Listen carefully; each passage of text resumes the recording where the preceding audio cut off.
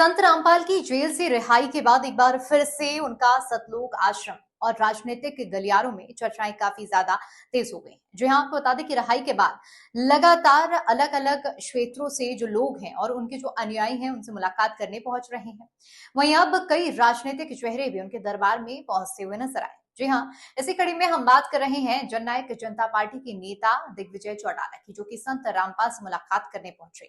मुलाकात के दौरान दिग्विजय चौटाला ने संत रामपाल से आशीर्वाद लिया और कहा कि आपके बच्चे आशीर्वाद लेने आए हैं। इस मुलाकात की तस्वीरें सोशल मीडिया पर भी काफी तेजी से वायरल हो रही हैं और इसके साथ साथ इस मुलाकात के बाद अब राजनीतिक हलकों में भी इसकी चर्चा बहुत जोरों से हो रही है।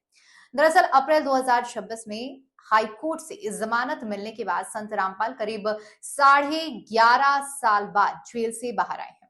उनकी रिहाई के बाद सतलोक आश्रम में बड़ी संख्या में अनुयायियों का पहुंचना लगातार जारी है और इस बीच राजनीतिक नेताओं की मौजूदगी ने इस पूरे घटनाक्रम को और भी ज्यादा चर्चित बना दिया है। हरियाणा की राजनीति में संत रामपाल के अनुयायियों की संख्या को लेकर लंबे समय से चर्चा होती रही और यही वजह है कि समय समय पर अलग अलग राजनीतिक दलों के नेता भी उनके कार्यक्रमों आश्रमों से जुड़े हुए आयोजनों में नजर आते रहे हैं। दिग्विजय चौटाला की ये मुलाकात ऐसे समय में हुई है जब हरियाणा में राजनीतिक गतिविधियां लगातार तेज हो रही हैं और सभी दल अपने अपने जनाधार को मजबूत करने में जुटे हुए हैं।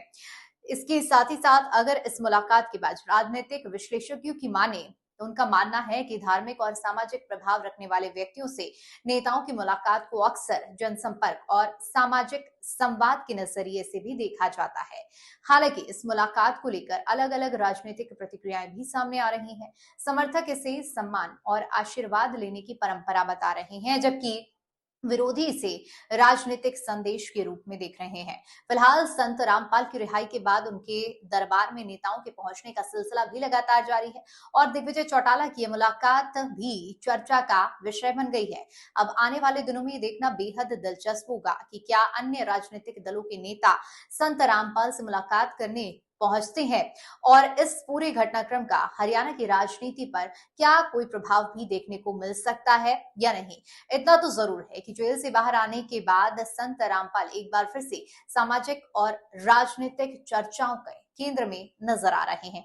इस मुद्दे पर आपकी क्या राय है, हमें कमेंट करके जरूर बताइएगा।